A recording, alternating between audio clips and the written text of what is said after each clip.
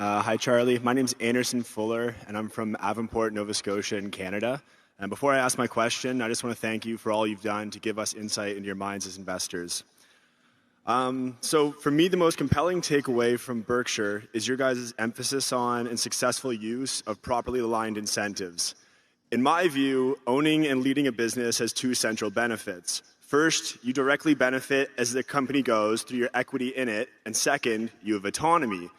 Incentives for employees are a bit easier to understand, such as offering benefits, fair pay, and creating a strong culture, but I've always struggled to understand them at the highest level. Even though you say Berkshire gives its managers significant flexibility, it must be less than what they had when they were independent. Additionally, you would think passion and a willingness to sell would be inversely correlated. So how exactly does Berkshire bridge this gap and incentivize owners of its subsidiaries to give up these benefits to Berkshire? Thank you.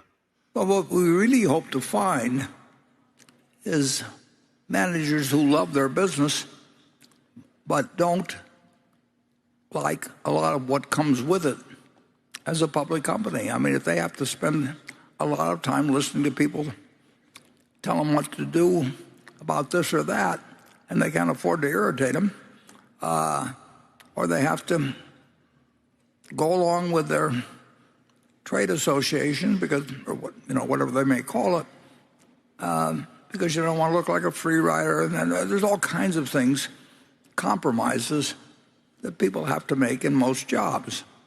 And Charlie and I solved that problem. I had 5 bosses in my life, and I liked all 5 of them, and 2 of them were just huge factors in making my life better. But I liked all 5 of them. A couple of them were, some people here, J.C. Penney, Cooper Smith, I worked at 75 cents an hour, and I love working at Penny's.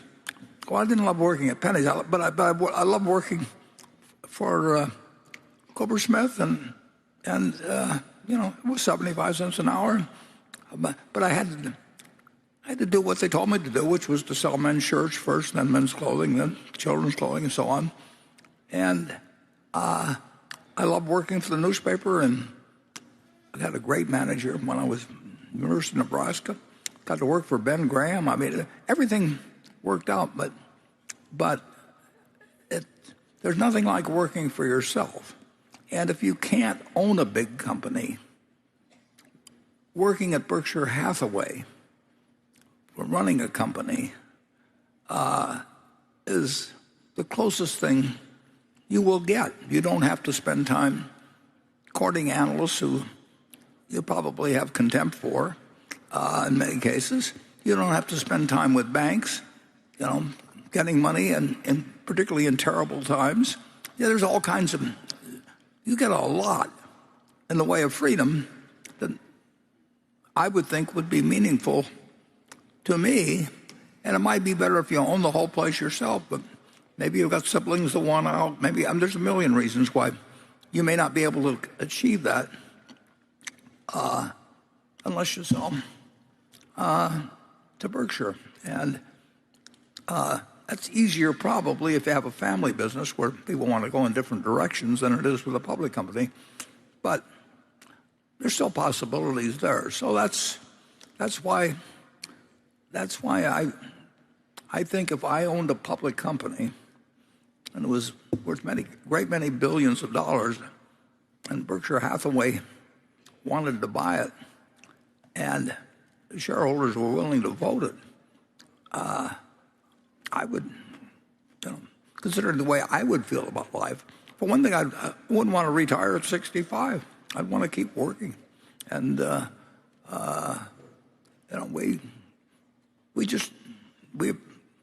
are reasons to sell to Berkshire, which Charlie and I, in certain positions, if we were on the other side, would take the deal, but it isn't for everybody.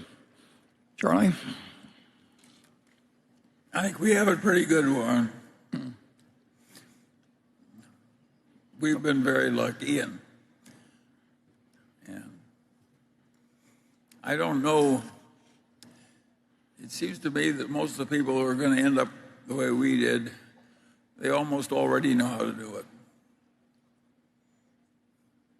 Well, the most important purchase in retrospect that we may have made was National Indemnity, not because specifically what it did, but what it led to. And Jack Ringwald controlled the company.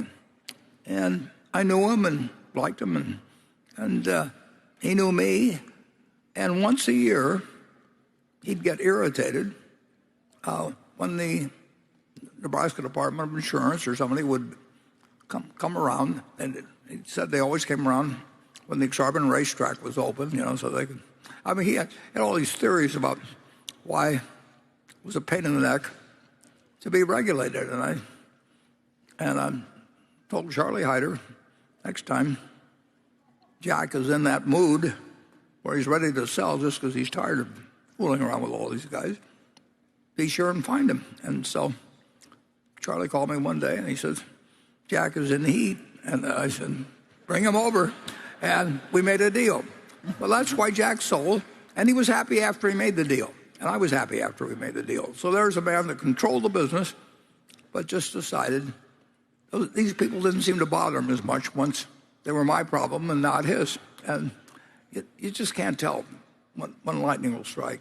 And that didn't do magnificent things for us initially, but just look at what it led to, and then so you never, if you knew how you were going to, again, if you knew how you were going to shoot all 18 holes, it wouldn't be any fun playing. You wouldn't get on the first tee. I mean, it's the uncertainty, the fun of playing the game, the opponents, all kinds of things that make a game interesting. And I think Charlie and I are in the most interesting game in the world.